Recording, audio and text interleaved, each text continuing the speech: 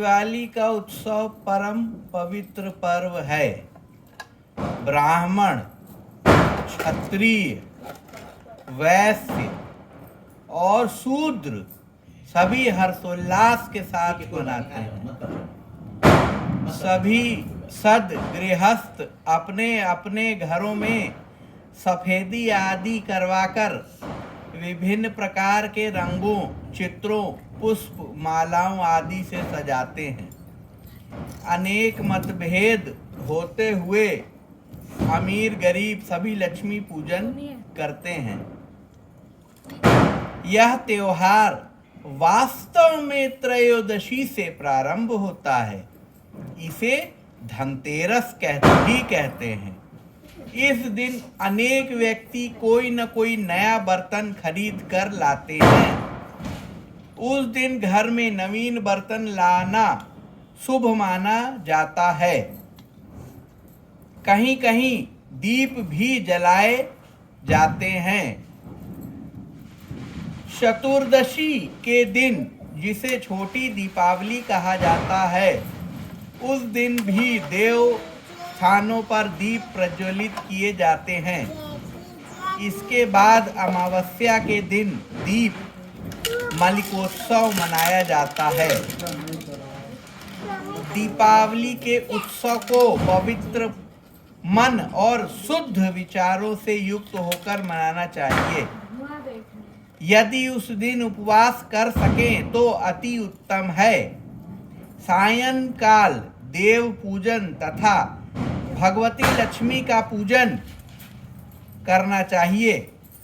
कम से कम 5 दीपक घी का दीपक 5 कहाँ है? कम से कम 5 दीपक घी के तथा अन्य सरसों के तेल से प्रज्वलित करें।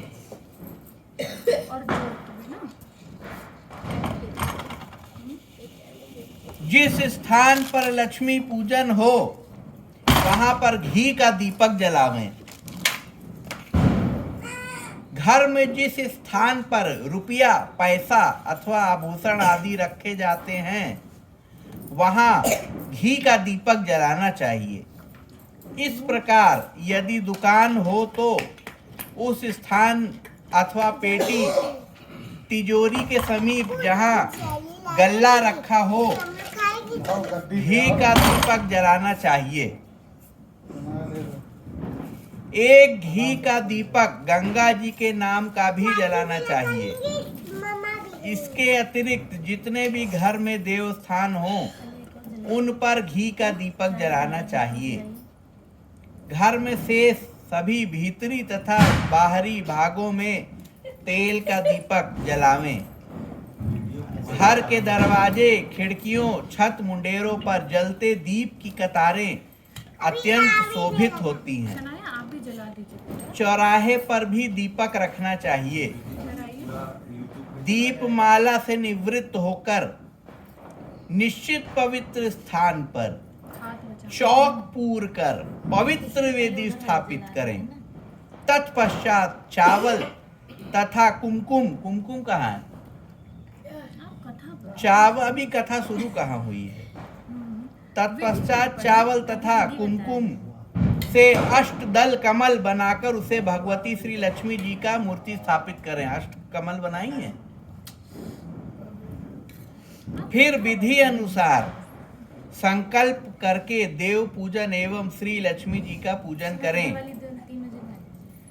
दीप मालिका के उत्सव पर लाज, चावल की खील, खांड की मिठाई एवं अन्य विविध प्रकार के पकवानों से लक्ष्मी जी का भोग लगा। निवास के सभी कमरे सुगंधित धूप व अगरबत्ती आदि से सुवासित करने चाहिए। पूजन के पश्चात याचकों व बच्चों में मिठाई बांटें।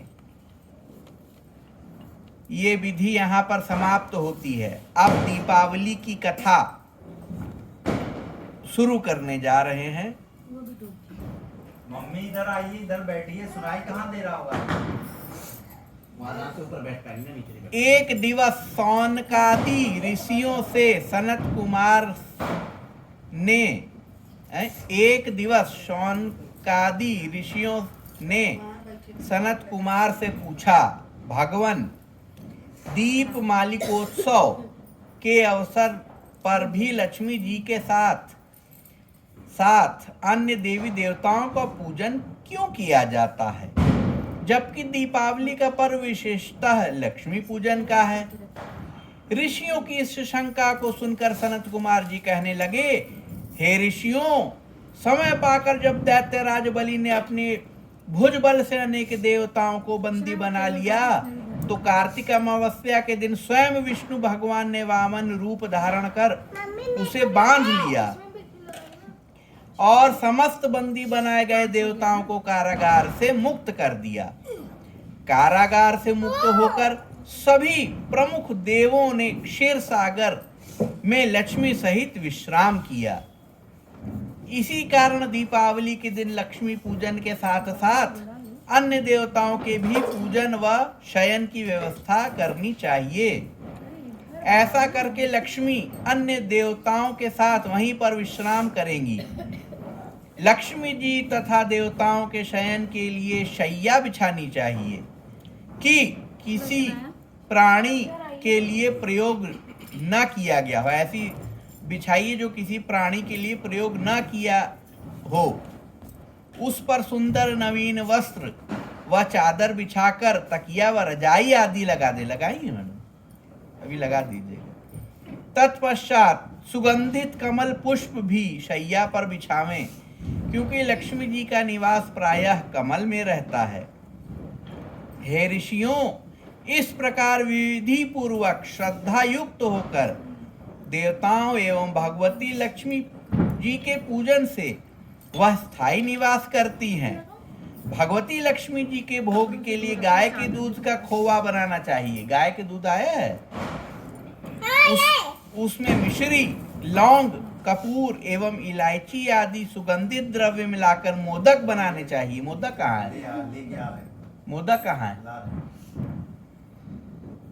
ऋषियों ने पुनः प्रश्न किया, भगवान, राजा बलि ने लक्ष्मी जी व देवताओं को अपने वश में कर लिया, तो फिर लक्ष्मी जी ने उसका त्याग क्यों किया? सनत कुमार जी ने उत्तर दिया, हे ऋषियों, एक बार जब देवराज इंद्र से भयभीत होकर राजा बलि कहीं जा छिपा, तो इंद्र ने उसे ढूंढने का प्रयत्न किया। ढूंढते ढूंढते इंद्र ने देखा कि बलि एक खाली घर में गधे का रूप धारण करके समय व्यतीत कर रहा है। इंद्र ने वहां पहुंचने पर बलि से उनकी बातचीत होने लगी। बलि को तत्व ज्ञान का उपदेश देते हुए काल की महत्ता समझाई। देवराज इंद्र और दैत्यराज बलि में बातचीत चल रही थी कि उस समय दैत्यराज के शरीर से अत्यंत दिव्य रूप वाली स्त्री निकली। उस स्त्री को देखकर इंद्र ने पूछा कि दैत्यराज, तुम्हारे शरीर से निकलने वाली यह आभा युक्त स्त्री देवी है या आसुरी या मानवी? राजा बलि ने उत्तर दिया, राजन, न यह देवी है, न आसुरी है और न ही मानवी है। यदि तुम इसके संबंध में अधिक जानना चाहते हो तो फिर इसी से पूछो। इतना सुनकर इंद्र ने हाथ जोड़कर पूछा, देवी, तुम कौन हो और दैत्यों का परित्याग कर मेरी ओर क्यों बढ़ रही हो? मंद मंद मुस्कुराती हुई वह शक्ति रूपा स्त्री बोली, हे देवेंद्र, मुझे ना तो दैत्यराज प्रहलाद के पुत्र विरोचन ही जानते हैं और न ही उसके पुत्र यह बलि ही। शास्त्रवेत्ता मुझे दुस्सहा, भूति और लक्ष्मी के नामों से पुकारते हैं, परंतु तुम तथा अन्य देवगण मुझे भली प्रकार नहीं पहचानते। इंद्र ने प्रश्न किया, हे देवी, तब इतने दीर्घकाल तक आपने दैत्य राज्य में वास किया है, तो फिर अब इसमें कौन सा दोष उत्पन्न हो गया है जो इनका परित्याग कर रही हो? साथ ही यह भी बताने की कृपा कीजिए कि आपने मुझ में कौन सा ऐसा गुण देखा है जो आप मेरी ओर अग्रसर हो रही हैं। लक्ष्मी जी ने उत्तर दिया, हे आर्य, मैं जिस स्थान पर निवास कर रही हूँ उस स्थान से मुझे धाता विधाता कोई नहीं हटा सकता, क्योंकि मैं सदैव समय के प्रभाव से ही एक को त्याग कर दूसरे के पास जाती हूँ। इसलिए मेरा तुमसे कहना है कि तुम बलि का अनादर न करते हुए आदर की दृष्टि से उसका सम्मान करो। इंद्र ने पूछा, देवी कृपा कर यह बताइए कि आप असुरों के पास क्यों नहीं रहना चाहती। लक्ष्मी जी बोली, मैं उसी स्थान पर रहती हूँ जहाँ सत्य, दान, व्रत, तप, पराक्रम तथा धर्म रहते हैं। इस समय असुर इससे विमुख हो गए हैं। पूर्व समय में यह सत्यवादी, जितेंद्रिय तथा ब्राह्मणों के हितैषी थे, परंतु अब यह ब्राह्मणों से द्वेष करने लगे हैं। झूठे हाथों घृत छूते हैं और अभक्ष्य भोजन करते हैं। साथ ही धर्म की मर्यादा तोड़कर विभिन्न प्रकार के मनमाने आचरण करते हैं। पहले ये उपवास व तप करते थे, प्रतिदिन प्रातःकाल सूर्योदय से पूर्व जागते थे और यथा समय सोते थे, परंतु अब यह देर से जागते तथा आधी रात के बाद सोते हैं। पूर्व काल में यह दिन में शयन नहीं करते थे। दीन दुखियों, अनाथ, वृद्ध, रोगी तथा शक्तिहीनों को नहीं सताते थे और उनके अन्न आदि से हर प्रकार की सहायता करते थे। पहले यह गुरुजन की आज्ञाकारी तथा सभी काम समय पर किया करते थे। उत्तम भोजन बनाकर केवल अकेले ही नहीं खाते थे, वरन पहले दूसरे को देकर बाद में स्वयं खाते थे। प्राणी मात्र को समान समझते हुए सरलता, चतुरता, सौहार्द, उत्साह, निरंकार, सत्य, क्षमा, दया, ध्यान, तप एवं वाणी में सरलता आदि सभी गुण विद्यमान थे। मित्रों से प्रेम पूर्ण व्यवहार करते थे, परंतु अब इनमें क्रोध की मात्रा अधिक बढ़ गई है। साथ ही आलस्य, निद्रा, अप्रसन्नता, असंतोष तथा विवेकहीनता आदि दुर्गुणों की मात्रा बढ़ गई है। अब इन सभी बातें नियम विरुद्ध होने लगी हैं। बड़े बूढ़ों का सम्मान व आज्ञा पालन न कर उनका अनादर करते हैं। गुरुजनों के आने पर आसन छोड़कर नहीं खड़े होते हैं।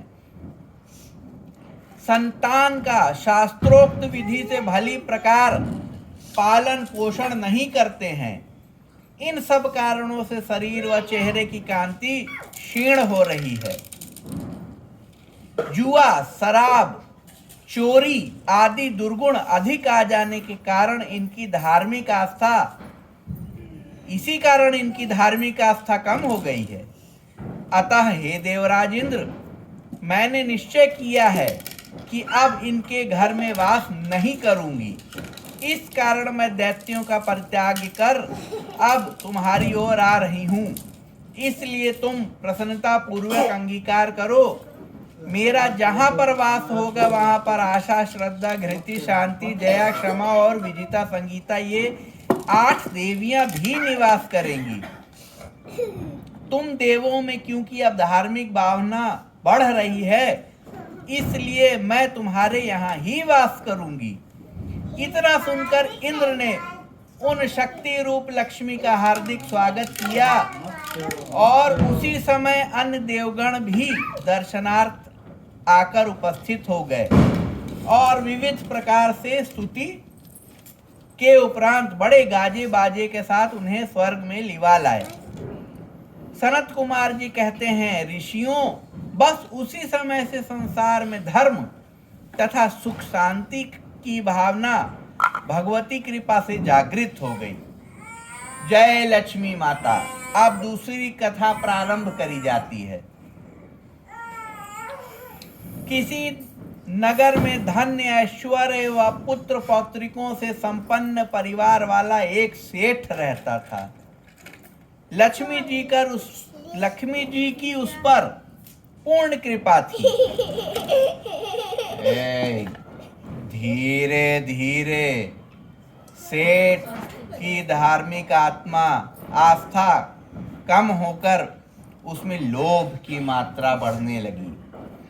एक दिन स्वयं लक्ष्मी जी ने स्वप्न में सेठ को दर्शन देते हुए कहा कि सेठ, अब तक मैं तेरे पर कृपा रही है। अब तक मेरी तेरे पर पूर्ण कृपा रही है, परंतु मैं तेरे यहाँ से जाना चाहती हूँ, इसलिए जो तेरी मांगने की इच्छा हो वह मांग ले।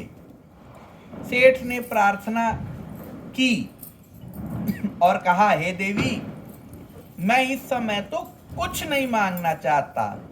प्रातःकाल अपने परिवार वालों से परामर्श करके जो कुछ मांगना होगा कल मांगूंगा। आप कृपा करके कल तक मेरे यहाँ निवास करें। लक्ष्मी जी ने उसकी प्रार्थना स्वीकार कर ली। निदान प्रातःकाल होते ही सेठ ने अपने समस्त परिवार को एकत्र कर के स्वप्न के बारे में सब हाल कह सुनाया। परिवार वालों ने अपनी अपनी बुद्धि के अनुसार वर मांगने को कहा। किसी ने हीरे जवाहरात मांगने की, किसी ने भवन आदि मांगने की सलाह दी,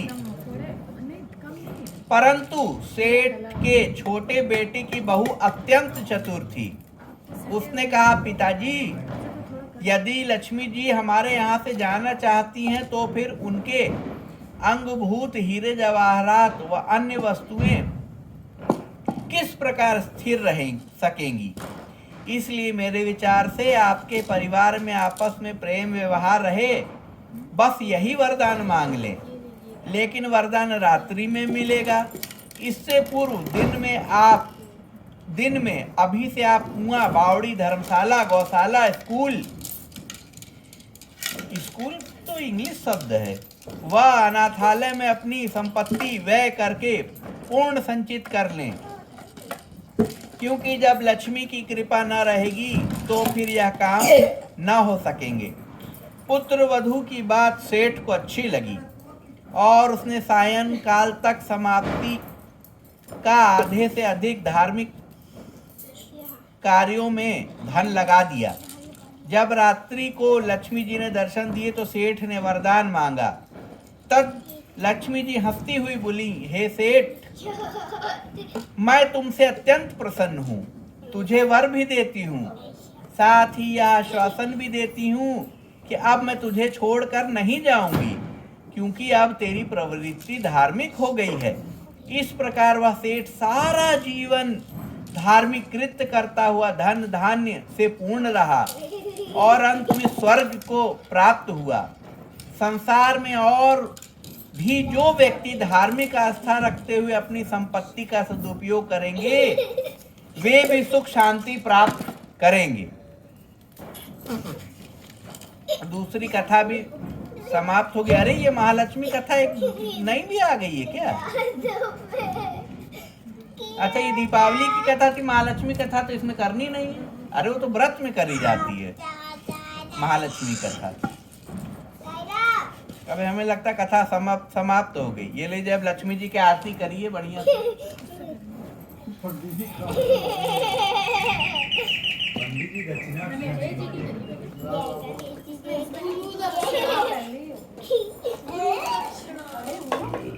चलो ताली बजाओ।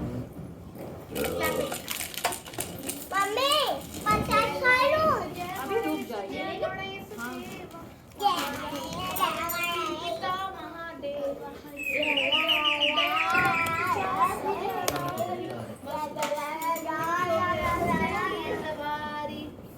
मम्मी हमें प्रसाद खा लो।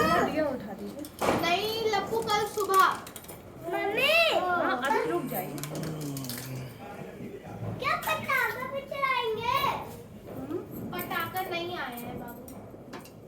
मम्मी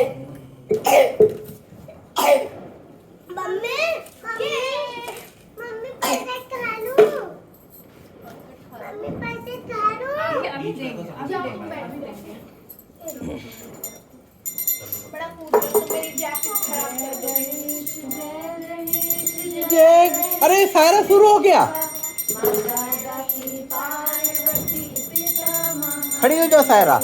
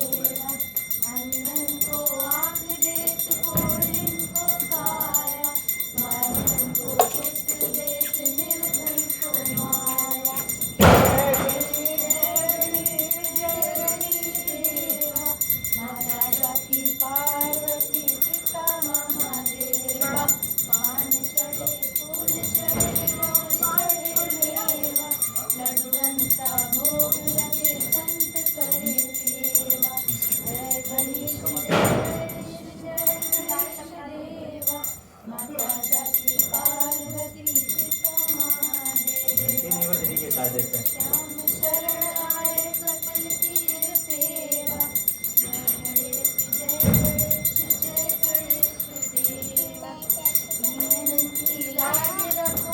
पापा आप पढ़िए जाओ मम्मी के बगल में जाओ। हाँ मुझे पता है मम्मी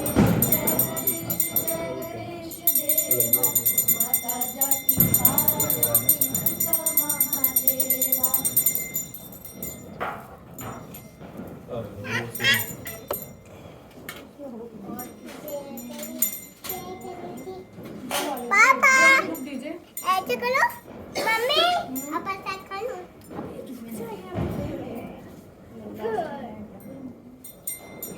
मम्मी ये ऊपर पूरी रख दो। खा गई छोटे ऊपर रख छोटे ऊपर रख ये चाचा ये देखो मम्मी ये दूसरा है, अच्छा मम्मी खरीद के लाई है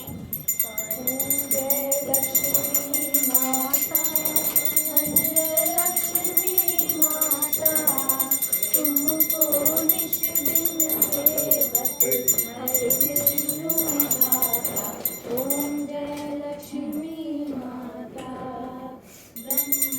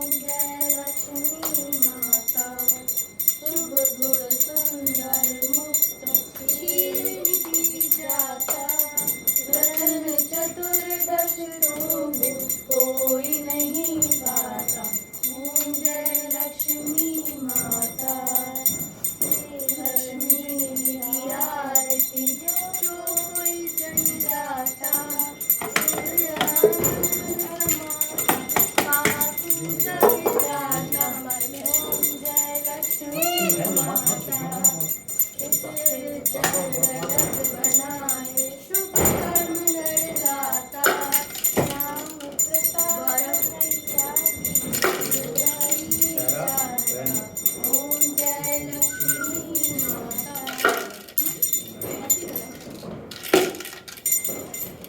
देखो वो कैंडल का पैकेट हटा के ना